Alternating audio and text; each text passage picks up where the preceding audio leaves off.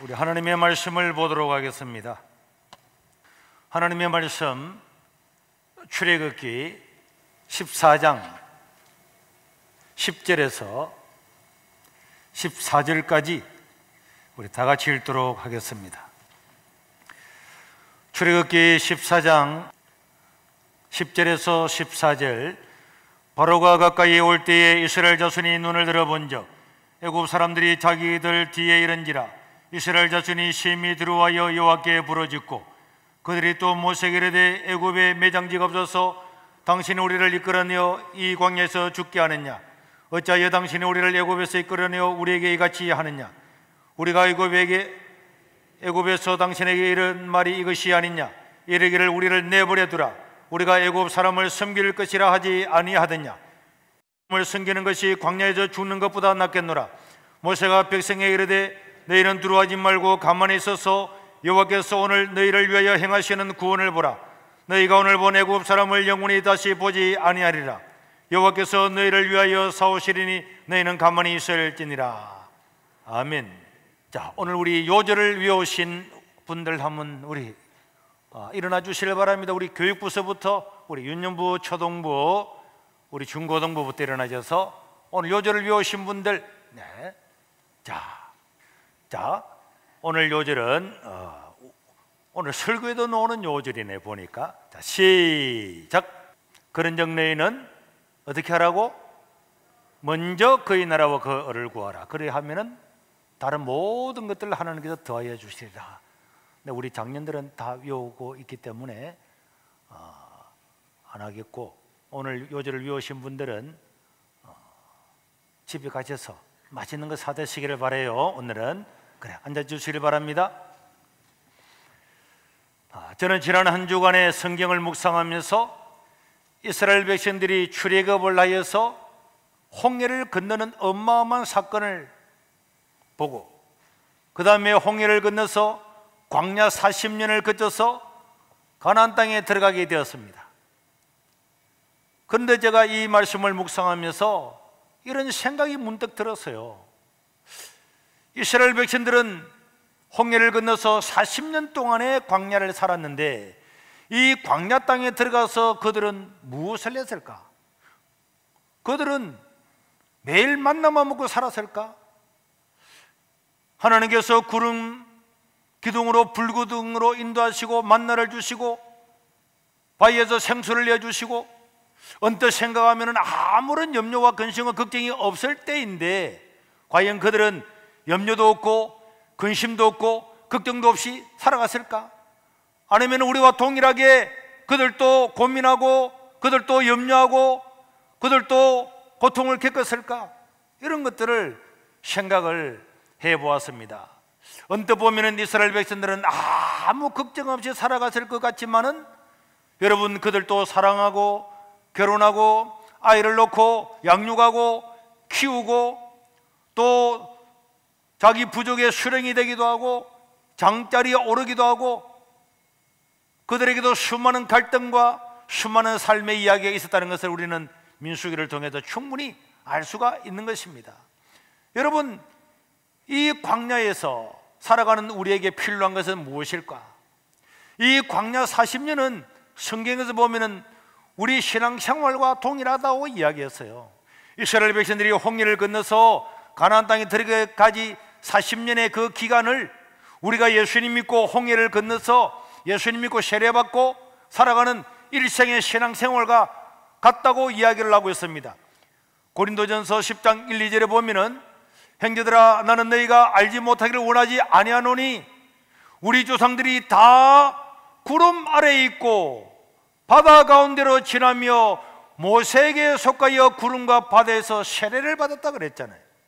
이스라엘 백성들이 홍해를 건너서 간 것은 바로 오늘 우리가 세례받은 것과 동일한 것고, 우리는 세례를 받고 난 다음에 죽을 때까지 일생 동안 신앙생활을 하는 것하고 이스라엘 백성들이 홍해를 건너서 40년 광야 생활한 것이 동일하다고 성경은 이야기를 하고 있는 것입니다. 우리는 이스라엘 백성들이 광야를 살아갔던 몇 가지의 사건들을 바라보면서 우리도 이 광야에서 필요한 것이 무엇일까? 이스라엘 백성들에게도 광야 생활에 염려와 근심과 걱정과 수많은 갈등이 있은 것과 마찬가지로 우리는 하나님의 아들로 예수님 믿고 살아가면 아무 걱정이 없을 것처럼 보이지만은 사람들은 염려하고 근심하고 걱정하고 동일한 갈등 속에 살아간단 말이에요. 그러면은 구약시대에 하나님께서 먼저 보여주신, 역사 속에서 먼저 보여주신 이 광야 생활을 통해서 우리는 우리 신앙생활에 가장 필요한 것들이 무엇일까? 그걸 한번 살펴보도록 하겠습니다.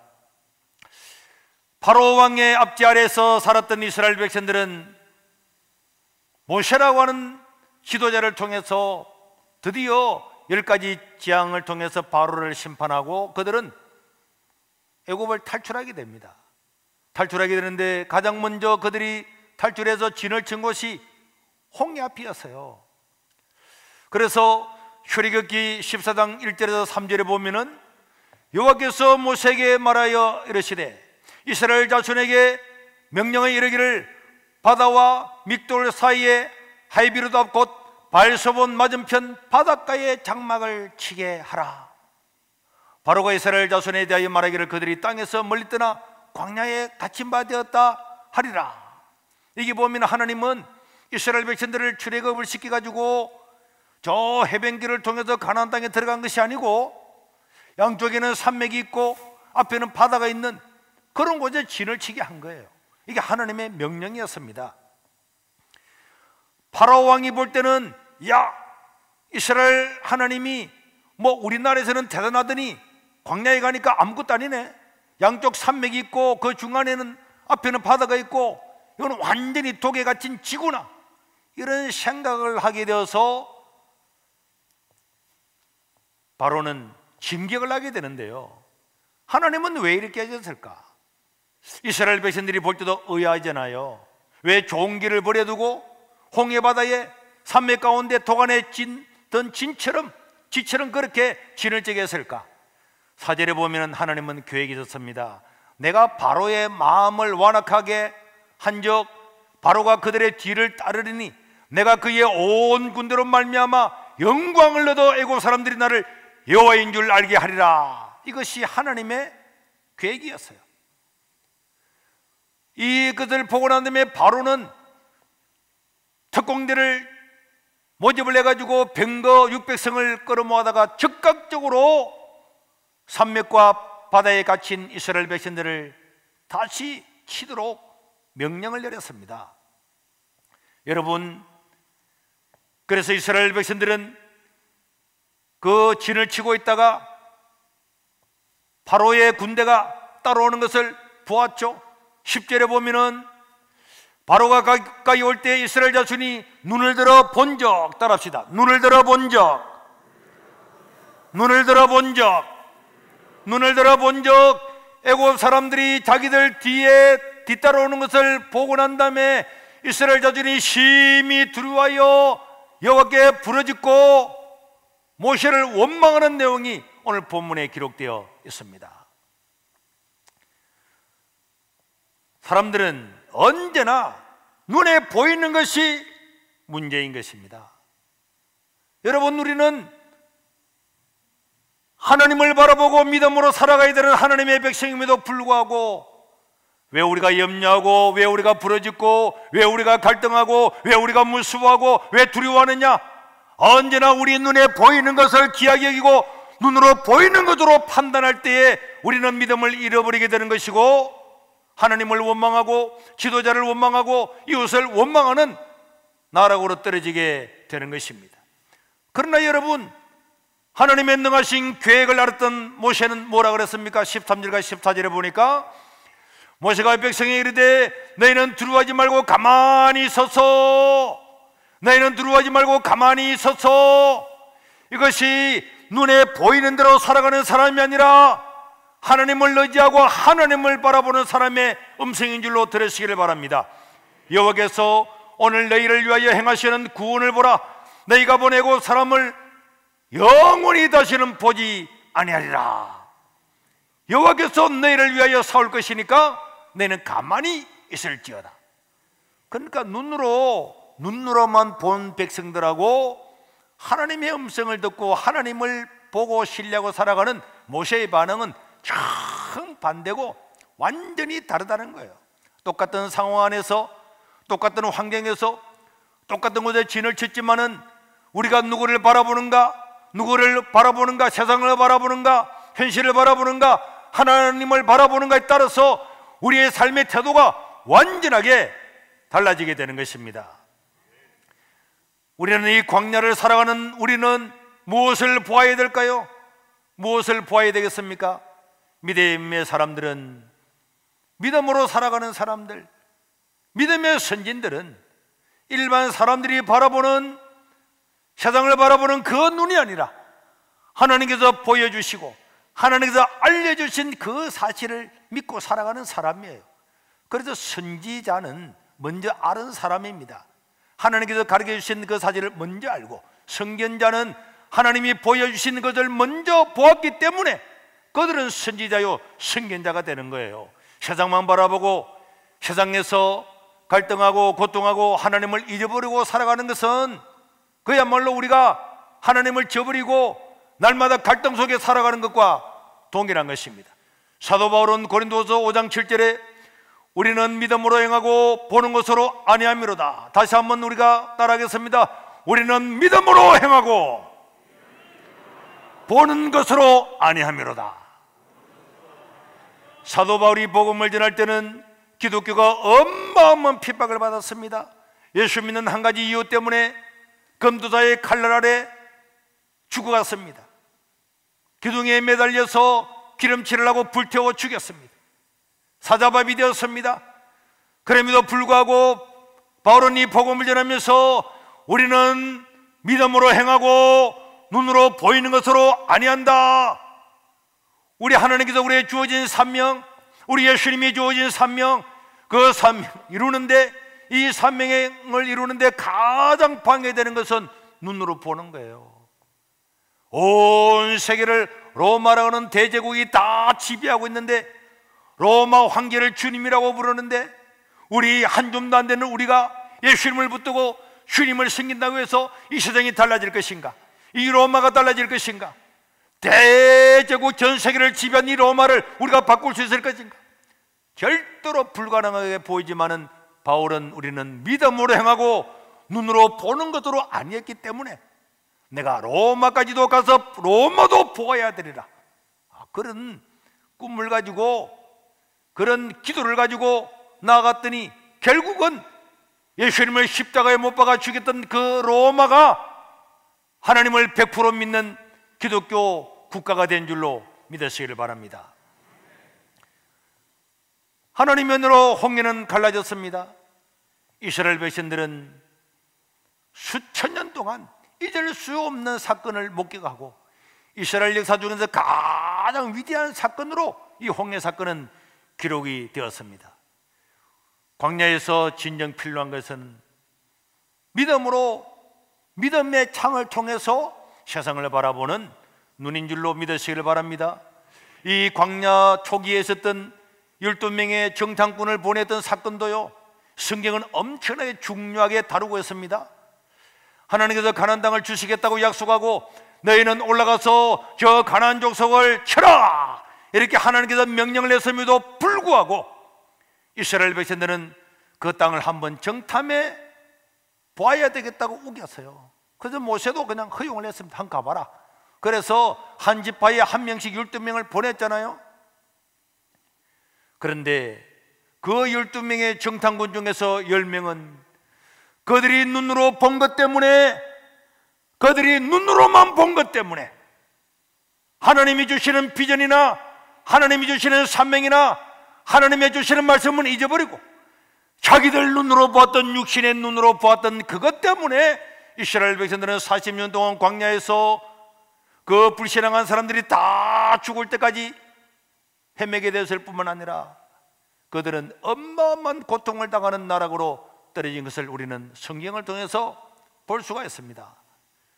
그들은 하나님께서 주신 아브라함과 이삭과 야곱에게 약속인 그 위대한 하나님의 약속, 조상들이 믿었던 그 약속, 10가지 재앙을 통해서 홍해를 끝내는 어마어마한 사건을 맞이했음에도 불구하고 오늘 우리에게 있는 적의 모습을 보고 그인족 아낙 자손들을 보고는 그들은 간담이 녹아버렸다고 이야기했습니다.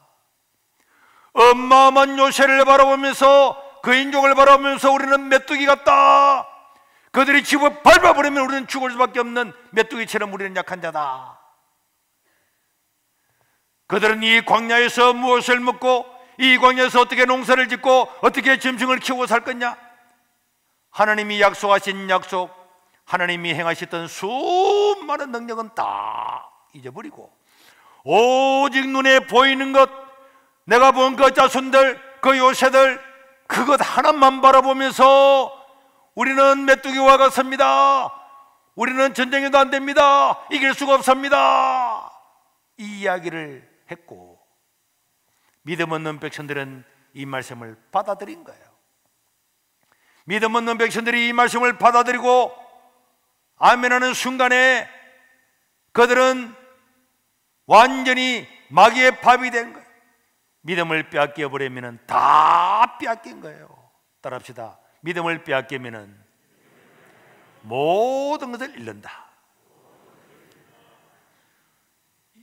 눈으로 보는 것이 너무 크다 보니까 그 12 정탐꾼은 모든 지파의 믿음 있는 대표라고 하는 사람이 나갔음에도 불구하고 그들 마음에 두려움이 엄습해 왔습니다. 원망이 가득 찼습니다. 우리는 이길 수 없다고 단정을 지었습니다. 그들의 기억 속에 지금까지 하나님께서 함께 하셨던 모든 것들은 사라져버리고 말았습니다. 믿음의 눈으로 세상을 바라보면 세상은 어제나 오늘이나 내일이나 주님 오시는 날까지 세상은 우리의 밥인 줄로 믿으시기를 바랍니다. 하나님이 우리와 함께 하시기 때문에 세상은 우리의 밥이에요. 우리는 하나님의 자녀들임을 믿습니다. 눈동자처럼 지키는 하나님의 존귀하고 귀한 자녀들인 줄로 믿습니다. 그런데 이 믿음의 눈이 사라지게 되면 불신앙으로 세상을 바라보면 우리는 세상 앞에서 메뚜기 같아요. 언론이 우리를 그냥 포격을 하고 수많은 악성 댓글을 통해서 우리를 막 엄습해 올 때에 우리가 그 세상 앞에서 하나님을 바라보는 눈을 잃어버리면 우리는 거기서 낙담하고 절망하고 우리의 믿음의 길을 포기할 수밖에 없는 거예요. 그러나 여러분, 세상의 모든 언론이 동원되어서 교회를 핍박하고 한다고 할지라도 하나님을 바라보는 사람은 천만인이 나를 애워사 진칠지라도 나는 안전하리로다. 이 믿음으로 승리하게 될 줄로 믿습니다. 우리가 하나님을 바라보지 아니하고 세상을 바라보는 눈만 가지게 되면은 세상 앞에서 메뚜기처럼 비굴하게 살아갈 수밖에 없는 거예요. 벌벌 떨면서 살아갈 수밖에 없는 거예요. 늘 세상 사람들은 뭐라 그럴까? 거기에만 관심을 가지고 살아갑니다. 사울이 왜 망했습니까? 적군이 왔을 때 백성들은 어떠지고 항상 사울은요 사람을 의식했습니다. 사람만 의식했어요. 하나님을 의식한 적이 없었습니다. 하나님의 말씀을 의식한 적이 없었습니다. 사람만 의식하다가 사람 따라 살다가 그는 망한 것입니다. 하나님께서 가나안 땅을 주시겠다고 약속을 하면은 우리는 말씀을 믿고 올라가는 겁니다. 오늘 저와 여러분들은 무엇을 보고 있습니까? 믿음의 눈으로 세상을 바라보고 있습니까? 그냥 우리 눈으로 세상만 바라보고 있습니까? 이스라엘은 바로의 애국 군대를 보고 원망했죠. 이스라엘은 황량한 광야를 보고 절망했습니다. 형장군들은 그 인족과 그 요새를 보고 원망했습니다.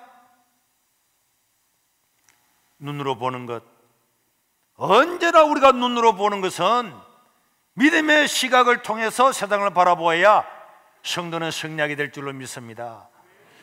여러분, 엘리야 같은 사람은 얼마나 위대한 하나님의 종이었어요. 그가 기도하여서 하늘에 불을 내리고 재물을 다 태워버리고 아세라와 발 선지자들을 다 죽여버렸어요. 기적 중에 기적 아닙니까? 이런 기적을 경험했음에도 불구하고 어느 날 엘리야가 마음에 덜컹 지금까지 하나님을 바라보았던 눈을 거둬버리고 세상을 바라보았어요. 열왕기상 19장 2절에서 4절에 보니까 이세벨이 사신을 엘리야에게 보내어 이르되 내가 내일 이맘때에는 반드시 내 생명을 저 사람들 중 한 사람의 생명과 같게 하리라. 그렇게 하지 아니하면 신들이 내게 벌 위에 벌을 내림이 마땅한지라 하면서 이세벨이 엘리야를 잡아 죽이겠다는 이야기를 들을 때에 잠깐 하나님을 바라보던 눈을 멈춰버리고 그 이세벨의 그 말에 집중하는 순간에 엘리야는 어떻게 되었습니까? 그 위대한 믿음의 사람이 한 로뎀 나무 아래에 앉아서 자기가 죽기를 원하여 이르되 여호와여 넉넉하오니 지금 내 생명을 거두시옵소서. 나는 내 조상들보다 낫지 못하나이다. 이 환경을 보고요, 이세벨의 이 이야기를 듣고는 죽기를 원한다고 이렇게 나락으로 떨어져 버렸어요. 위대한 하나님의 종도 다 믿음으로 살아가다가 잠깐 이세벨의 그 무시무시한 자기를 죽이겠다는 그 이야기에 귀를 기울이고 이세벨을 바라보는 순간에 지금까지 어마어마한 사건을 통해서 하나님의 능력을 체험했던 엘리야조차도 세상을 바라보고 세상 사람들의 음성에 귀를 기울일 때에 나로 떨어져서 그 환경을 보고는 내가 죽기를 원합니다. 이렇게 완전히 메뚜기 같은 인생이 되어버렸단 말이에요. 그러니까 오늘 평범한 사람도 하나님을 신뢰하고 하나님을 바라보면 위대한 자가 될 줄로 믿습니다. 아무리 우리가 예수님을 오래 믿고 살았어도 세상을 바라보고 세상 사람들의 기회에 내 간담이 녹아버리면 그 인생은 메뚜기 인생이 되는 거예요. 믿음으로 살아가는 사람은 언제나 바라보는 눈이 다르다는 것을 절대로 잊어서는 안 됩니다. 다윗은 골리앗을 보았지만은 골리앗보다도 위대하신 하나님을 바라보았기 때문에 그 골리앗 앞에 전혀 주눅들 이유가 없었단 말이에요. 다니엘도 의인이 찍힌 것을 보고 눈으로 보고 알았음에도 불구하고 그 눈으로 보아지는 그 사건이 문제가 아니라 그 사건을 통치하시고 나라를 통치하시고 휴원하시는 하나님을 노래했기 때문에 다니엘은 기도할 수가 있었던 것이고, 에스더도 전임 왕후가 폐위되는 것을 보았습니다. 보았음에도 불구하고 에스더는 죽으면 죽으리라 금식하며 하나님을 바라보고 나아가기 때문에 그는 승리자가 될 수가 있었던 것입니다.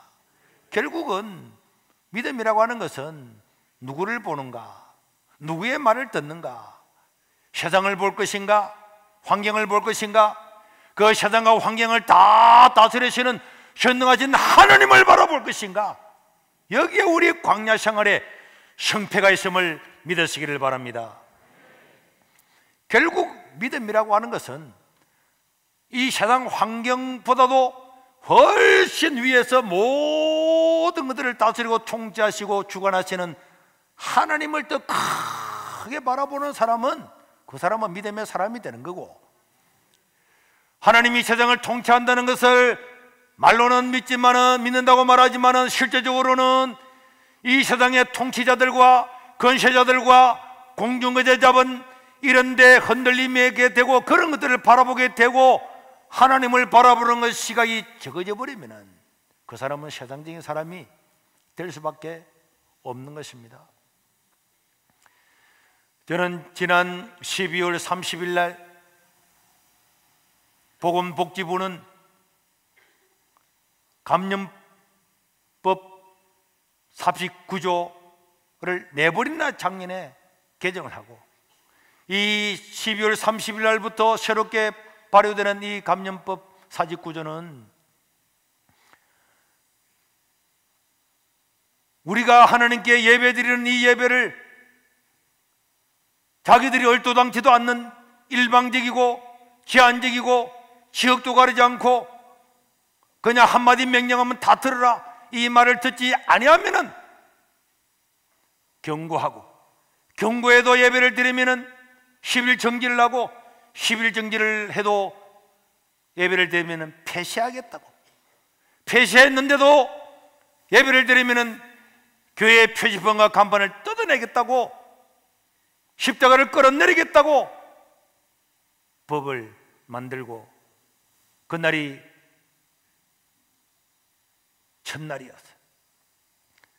저는 그 다음날 31일 날 목요일 날 새벽에 하나님께 기도했습니다. 하나님, 우리는 작년부터 우리가 정한 대로 예배를 계속적으로 드려왔는데, 그럼에도 불구하고 어떻게 해야 앞으로 이 교회가 생존할 수가 있겠습니까? 그런 기도하는 가운데 하나님께서 감동을 주었어요. 강력한 감동을 주었습니다. 너희 교회가 하나 희생해서, 너희 교회가 해체된다 할지라도 너희 교회가 하나가 희생해서 한국교회의 희생 제물이 될 수 있으면 우리 보고 하라는 그런 강력한 감동을 주었어요. 저는 이 감동을 받고 어떻게 할 것인가 잠깐은 고민했지만은, 저는 아침에 법률적인 조언을 먼저 구하고 그날 저녁에 장로님들 부부를 모아서 이걸 설명을 하고, 장로님들이 만장일치로 우리도 그 일을 하겠다, 한국의 자유의 회복을 위해서라면은 우리 교회가 문이 폐쇄되는 한이 있더라도 우리는 이 일을 하겠다고 결정을 하고, 그 다음날 금요일날 새벽기도 시간에 제가 이 사실을 직분자들한테 설명을 했습니다. 우리 한 교회가 희생하더라도 한국 교회를 살리는 이 일에 우리가 앞서 나가보자. 그리고는 주일날 전 교인들 앞에서 다시 한번 이 사실을 말씀을 드렸습니다. 그러고 난 다음에 우리는 그 다음날 구청으로부터 경고를 받았고, 그런데 이 사건이 우리 교인들한테 한 이 이야기인데 어떻게 이 사건이 유튜브로 밖으로 나감으로 말미암아서 전국의 많은 교회에 알려지게 되었어요. 그리고 언론도 이 사실을 엄청나게 중요하게 다루어서 화요일날 5일날은 JTBC가 와서 인터뷰를 했습니다. 교회를 고깝게 보지 않는 방송이지만은 우리가 하여야 될 말을 충분하게 설명을 했어요. 그 다음날 또 크리스천 투데이와도 인터뷰를 하고 이렇게 했는데, 제가 전혀 알지 못하는 사람들이 목요일날 전국에서 몰려와서 지지 성명을 냈습니다. 저는 이 사람을 전혀 모르는 사람이에요. 정말로 제가 전혀 모르는 사람이에요. 그때 나왔던 공무원과 경찰서에서 목사님 저분들을 모르십니까? 나 모릅니다. 아니 어떻게 세계로 교회에서 하는데 모릅니까? 나 모른다니까요. 믿지를 않는 거예요. 믿지를 않든 믿든 나는 그런 분들을 몰랐어요. 그런데 그분들이 와서 지지 성명을 내고 전라도에서, 대구에서, 충청도에서 다 세계로 교회처럼 하겠다고 이렇게 했습니다. 그리고 우리는 수요일날 또 예배를 드리고, 그 다음에 토요일날 10일 행정 운영정지 처분을 받았어요. 이제 예배를 드리면 교회 내 폐쇄되는데 우리는 주일 예배를 드리고, 우리는 월요일날 교회가 폐쇄가 되었습니다. 우리가 전혀 의도하지 않았지만 이것은 한국 교회 언론에 보도가 되었고, 저는 MBC 라디오와 생방송으로 토론을 하고, 수요일날은 YTN 라디오와도 인터뷰를 하고 CBS와도 인터뷰를 했습니다. 그리고 우리는 목요일날 변론기일이 와서 기각당했어요. 그러나 즉각적으로 우리는 여기에 항고를 했습니다. 아주 짧은 시간이었어요. 짧은 시간이 누구도 우리가 의도하지 않았어요. 그런데 우리 안에서 했던 이야기들이 밖에 나감으로 말미암아서 한국교회에 엄청난 반향을 일으키고, 수백 년 먹을 욕도 다 얻어먹었고 모든 우리 일을 다 했습니다. 그러나 정부는 엄청난 압박을 받아서 우리가 교회가 폐쇄돼도 계속적으로 예배 드린다는 이 인터뷰가 나가고 난 다음에 3일 전에만 해도 부산시만 해도 절대로 예배는 허용하지 못한다, 10,000명 들어가는 예배당이든 20명 들어가는 예배당이든 20명 이상은 허용하지 못한다고 했던 이 정부도 부랴부랴 토요일날 전국 예배당에 예배드릴 수 있도록 발표를 했습니다. 우리는 교회가 폐쇄되기 때문에 잔디밭에서 예배를 드렸고, 구청에서 모든 시청에서 관계자들이 나와서 엄정한 조치를 취하겠다고 했어요.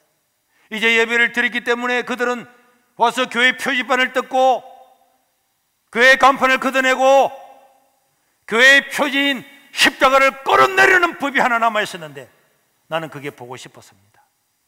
이 나라가 자유민주주의 국가인지. 그래서 한번 끌어내려 보아라, 그렇게 선포를 했어요. 그런데 그 다음날 구청은 우리 폐쇄를 해제해버렸어요. 들어와서 예배를 드리라고 떠밀려서 오늘 우리는 이 자리에 와서 예배를 드리게 되었습니다. 이 3주간에 있었던 3일간의 이것은 기적이었어요. 사람이 교회 간 것이 아닙니다. 내가 노예 시차례에 서기도 안 해본 사람인데 내가 누구를 압니까? 아무도 안 한 사람. 자기들이 와서 지지 성명하고, 자기들이 와가지고 성명서 발표하고, 자기들이 왔다 하고, 나는 전혀 알 수도 없었습니다. 우리 하나님께서 교회 가시고 하나님께서 수많은 언론으로 우리를 공격도 했지만은 또 수많은 언론을 통해서 우리 합리적인 방안들이 다 전달됨으로 말미암아서 8만여 문이 닫혔던 교회가 열리게 되었는데, 이것은 우리의 싸움의 시작일 뿐입니다. 우리는 지금 4가지의 법을 가지고 소송전을 지금 계속적으로 벌이고 있고, 우리는 한 가지 한 계단을 넘었을 뿐이고, 앞으로 이 계단이 10개가 될지 20개가 될지는 우리는 알 수가 없지만은, 그러나 우리가 믿는 것은 천만인이 우리를 에워싸고 죽이려 하고 화를 시위를 먹여서 죽이려고 한다고 할지라도 우리를 살리시고 죽이기도 하시고 일으키기도 하시고 우리를 능하기도 하시는, 우리의 생사복 모든 걸 주관하시는 분은 하나님에게만 있는 줄로 믿습니다. 우리 하나님만 믿고 나아가야 될 줄로 믿습니다. 그리고 결국은 합력하여 선을 이룰 줄로 믿는 것입니다. 요한일서 5장 4절에 보니까 하나님은 우리에게 이렇게 말씀하고 있습니다. 무릇 하나님께로 난 자마다 세상을 이긴다. 우리는 예수님을 믿음으로 하나님께 난 자인 줄로 믿습니다. 우리는 세상을 다 이기게 되어 있는데, 세상을 이기는 승리는 이것이니 우리의 믿음이니라. 우리가 세상을 이기는 믿음은요, 우리의 똑똑함, 우리의 가진 능력, 지혜, 지식, 돈 이런 것 아닙니다. 성경은 분명하게 말하기를 하나님의 백성들은 다 세상을 이긴다, 오직 믿음으로만 이길 수 있다, 이렇게 말씀하고 있는 것입니다. 우리는 언제나 먹고 사는 문제 때문에 이 광야 생활에서 고민합니다. 홍해 사건이 일어난 지 3일 만에 백성들은 하나님을 원망했습니다. 모세를 원망했습니다. 죽이려고 그랬습니다. 출애굽기 15장 24절에 보니까 백성이 모세에게 원망을 이르되 우리가 무엇을 맞을까? 무엇을 입을까? 무엇을 먹을 건가? 무엇을 입을 건가? 이것이 그 광야 생활에 날마다 일어났던 백성들의 갈등이었어요. 그들이 굶었습니까? 그들이 만나 먹었잖아요. 생수에서 물을 맞았잖아요. 그럼에도 불구하고 자고 일어나면은 오늘은 무엇을 먹을까? 무엇을 입을까? 하나님이 오늘 새벽에도 만나를 내려주었음에도 불구하고 저녁만 되면은 내일 아침에는 뭘 먹을까? 오늘 우리 가운데 굶어 죽은 사람이 있습니까? 오늘 우리 가운데 굶어 죽은 사람 없잖아요. 밖에서 텐트 치고 사는 사람도 없잖아요. 세상을 다 지나고 보면은 우리가 저 애굽을 출애굽했던 저 사람들을 바라보면은 하나님이 먹을 것 입을 것 매출하게 다 주시는데 왜 원망했을까? 왜 못 믿었을까? 왜 아침에 만나를 먹고도 왜 하나님을 원망했을까? 답답하잖아요. 우리가 하나님 나라에 가면 우리 자신들을 바라보고 답답할 겁니다. 내가 초등학교 때도 중고등부 때도 청년 때도 내가 살아가는 일생도 하나님이 다 지켜주겠다고 약속을 하고 말씀을 했는데도 왜 나는 그때 그 사실을 믿지 못하고 원망하고 불평하고 두려워하고 염려했을까? 우리가 하나님 나라에 가면은 하나님의 건능하신 손으로 우리를 인도하시고 보살피시는 것을 다 보고 난 다음에 내가 왜 그때 하나님의 부하심 아래에 있으면서 전능하신 하나님의 손 아래에 있으면서도 내가 왜 원망하고 먹을 것 마실 것 때문에 그렇게 갈등하고 하나님을 바라보지 못했을까? 그래서 믿음에서 떨어졌을까? 이스라엘 백성들처럼 참으로 한탄할 겁니다. 신명기 8장 2절에 보면은 내 하나님 여호와께서 이 40년 동안 네게 광야 생활을 극게 하신 것을 기억하라.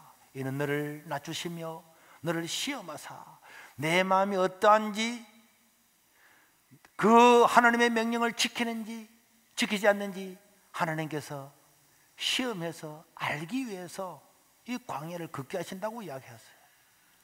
이스라엘 백성들이 그냥 해변길로 가면 금방 일주일 만에 갈 수 있는데도 불구하고 하나님은 하나님의 건능하신 기적과 역사로 10가지 재앙으로 해방되었던 그들이 건능하신 하나님을 바라보고 하나님을 믿는가 아니 믿는가를 시험 맞추기 위해서 그 시험에 합당한 자들에게 더 은혜를 주시기 위해서 광야를 극게 했다고, 이 광야는 하나님의 시험의 때라고 이야기하고 있는 거예요.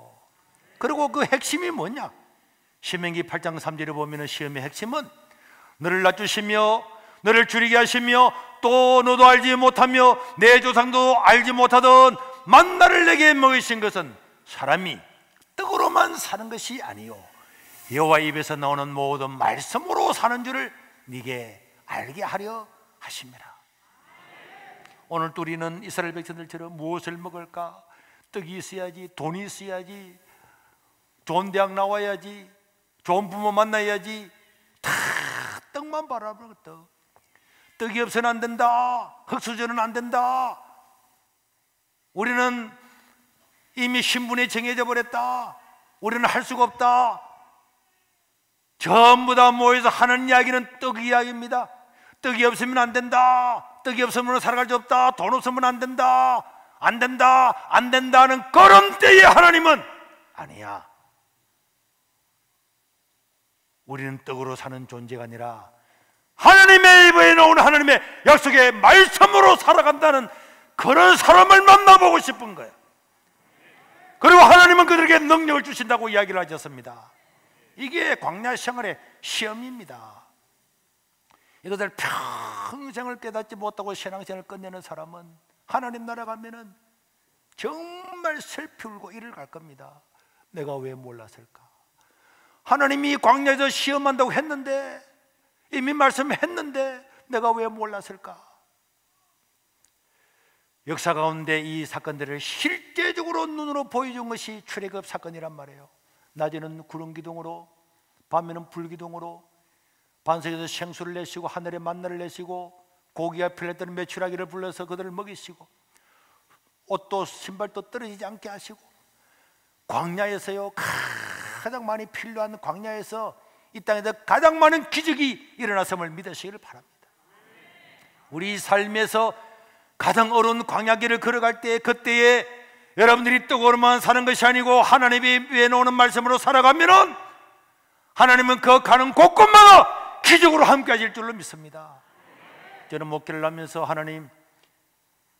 하나님께 헌금 드리는 것 말고 먹고 사는 것 외에는 절대로 남에게 돈 빌리지 않겠습니다 하는 이 한 가지의 원칙을 가지고 살아왔어요. 살에 40만 원 받아서 내가 데려온 전도사님 20만 원 주고 헌금 다 하고 우리 집에 애들 우유값도 없었습니다. 그러나 절대로 먹고 사는 것 때문에 내가 빌리지 않겠습니다. 우리 집 사람한테도 어느 누구한테 가서 빌리기만 오면은 그때부터 나 끝이야. 그래서 우리 집 사람이 영혼의 목욕탕에 가서 여탕 청소 다 끝나고 나면은 그 청소하고 그 우유병 사가왔어. 애들 먹였어요. 이 광야에서 지금도 우리 하나님이 우리와 함께 하시는 거 안 하는가 보자.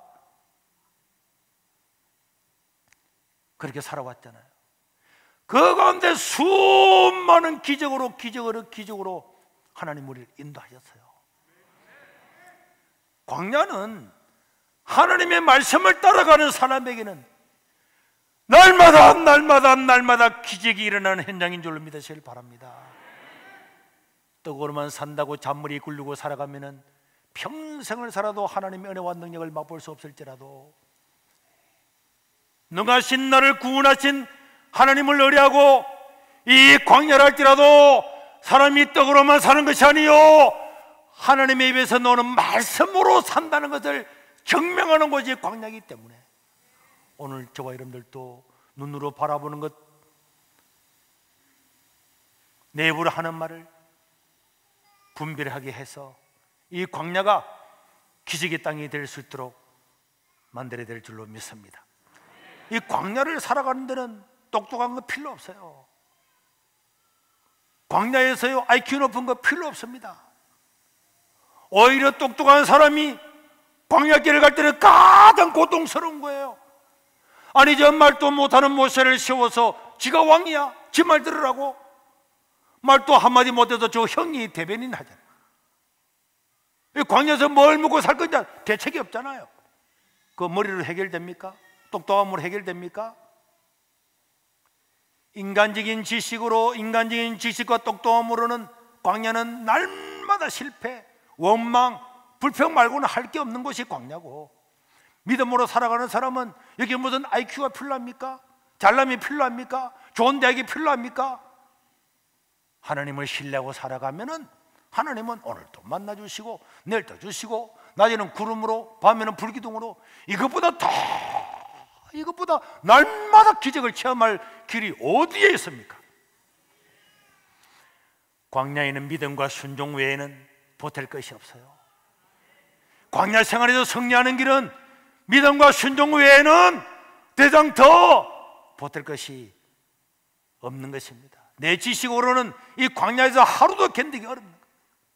내 능력으로는 한 끼라도 광야에서 먹을 능력이 없습니다. 피할 더위도 피할 수가 없고요. 오직 광야에서는 하나님을 신앙하고 하나님께 의지하고 살아가는 믿음밖에 없는 것입니다. 광야에서 죽은 사람들은 다 똑똑해서, 너무너무 똑똑해서 계산적으로 재보고 우리는 저 사람들과 안 됩니다. 안악자손입니다. 거인입니다. 요새입니다. 광야에서 뭘 먹고 살아갈까요? 다 믿음 없이 똑똑한 사람들에 의해서 그 사람들의 주장에 따랐던 사람들만 다 죽었어요. 그러나 예수님께서 말씀하신 것처럼 마태복음 6장 33절, 그런즉 너희는 먼저 그의 나라와 그의 의를 구하라. 그러하면은 이 모든 것을 너희에게 더하시리라. 하여튼 그 말씀 우선순위, 하나님의 말씀이 먼저고 하나님의 입에서 나오는 그 말씀이 최우선이고, 이 살아가는 사람들은 아무도 안 죽었습니다.